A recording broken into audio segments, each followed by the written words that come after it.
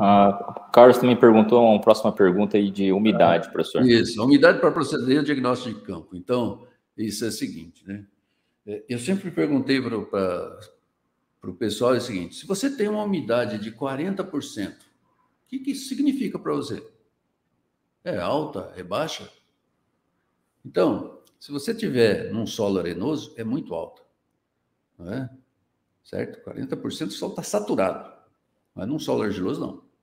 Então, essa questão de umidade, né, na realidade, quando a gente avaliar a resistência, né, eu vou falar aqui talvez um physiquez um pouco mais elaborado, mas assim, resistência é função do quê? Do potencial da água no solo. Então, existe uma condição que a gente chama de capacidade de campo, que é também uma condição, vamos dizer assim, que não é uma condição física única, mas que a gente vai o seguinte: o que significa capacidade de campo? Aquele momento que a gente estabiliza a umidade no perfil do solo. Basicamente, nós paramos a infiltração, ou a infiltração é tão pequena, tão baixa, ou é tão menor do que a evapotranspiração que você tem na área. E você está ali na capacidade de campo. Isso acontece quanto? 2, 3 dias depois de uma chuva, que umedeça aí o perfil de 40, 50 centímetros, que é o perfil mostrado aí pelos penetrômetros, né?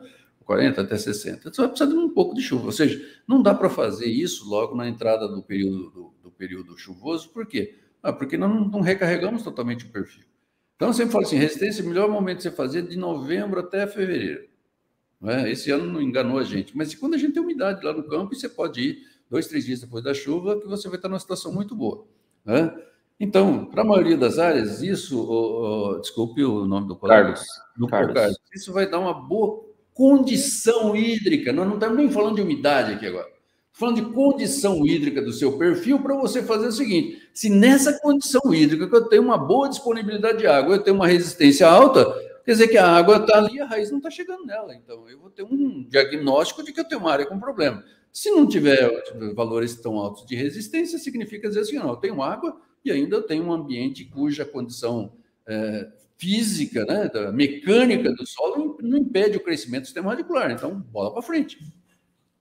Então, condição hídrica, para mim, isso é importante. Mas se eu tiver que medir a umidade, você fala assim: está com 30%, faz ou não faz a resistência? Não sei onde que essa água está do ponto de vista da condição energética da água no sistema. Então, eu prefiro trabalhar com condição hídrica.